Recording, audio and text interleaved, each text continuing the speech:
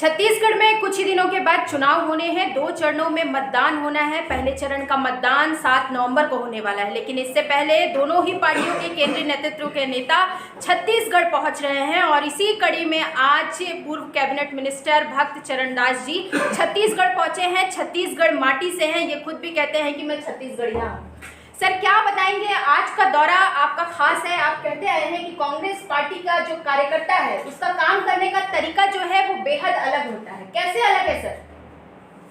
यहाँ ईमानदारी, सच्चाई जी, मिलजुल करके रहना, एक दूसरे को प्यार में मोहब्बत करके मिलजुल करके काम करते हैं और झूठ बोलते नहीं। कांग्रेस के हमारे प्रखंड के हो गया, ब्लॉक के, पंचायत के, जिले के कार्यकर्ताओं में एकता बहुत ज़्यादा दिखती है, दूसरे राज्यों में नहीं दिखता होता। ये छत्तीसगढ़ का कांग्रेस का कैडर का एक मिसाल है जी। और जब तक वो मजबूत हैं तब तक हम फील्ड में जमे हुए थे और जिसका नतीजा हुआ कि हमारी लोगों की, सब लोगों का मेहनत से सरकार बना और आज फिर से बनने जा रहा है। बिल्कुल सर, नगर नार का जिक्र होता है। बस्तर में काफी समय आपने व्यतीत किया है। आज केंद्रीय मंत्री अमित शाह भी दौरे पर है। उन्होंने कहा है कि बस्तर का जो नगर नार है उसका जो निजीकरण है वो नहीं किया जाएगा। इसे कांग्रेस पार्टी किस तरीके से देखती है और आपका इसमें क्या रुख रहेगा सर? आज अमित शाह जी झूठ बोल रहे हैं। पिछले बार आए थे, इसी महीने ही प्रधानमंत्री जी जाकर झूठ बोले हैं कि निजीकरण नहीं किया जाएगा।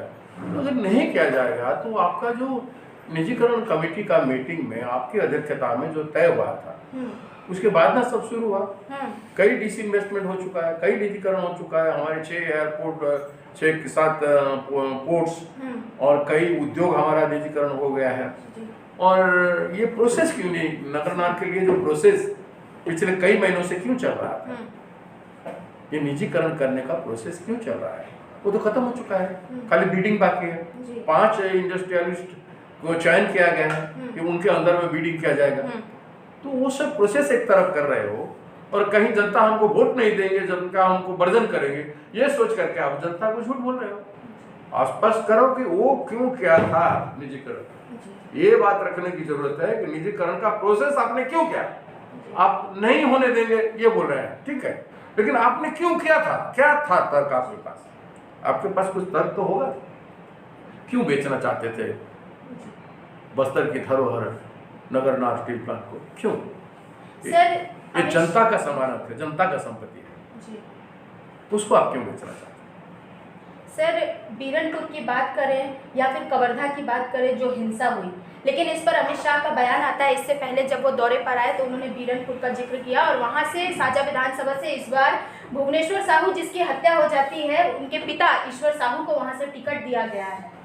क्या इससे छत्तीसगढ़ में जो शांति बरकरार थी, शांति का टापू छत्तीसगढ़ कहा जाता था, वो शांति बरकरार रहेगी?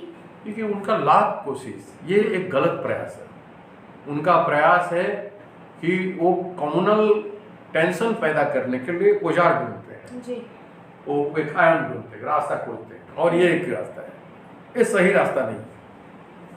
उन्होंने अपने कर्म के आधार पर, अपने सोच के आधार पर जनता को आकर्षित नहीं कर पा रहे हैं, तो जनता को इमोशन को भड़का रहे हैं, किसी ना किसी तरह भड़का जाए और अपनी चुनाव की रोटी सेका जाए, यही प्रयास है। और ये कभी कामयाब छत्तीसगढ़ में होगा नहीं। सर, अब की बार 75 पार ये नारा है आप लोगों का, कैसे ये पूर्ण कर पाएंगे सर? अब की बार 75 पार होगा और 75 से ज्यादा होगा, मैं आपको बताता हूँ। मैं पिछले बार में कह दूं, मैं ऐसे नहीं कह देता। पिछले बार में यहाँ हमने बैठे थे अध्यक्ष जी के रूम में, हम लोगों ने आकलन कर रहे थे 53-54 सीट। हम यहाँ 10 दिन आए और 10 दिन में जो काम था, हमने चुनाव से पहले दिन हमने कहा कि हम 63 सीट जीत रहे हैं।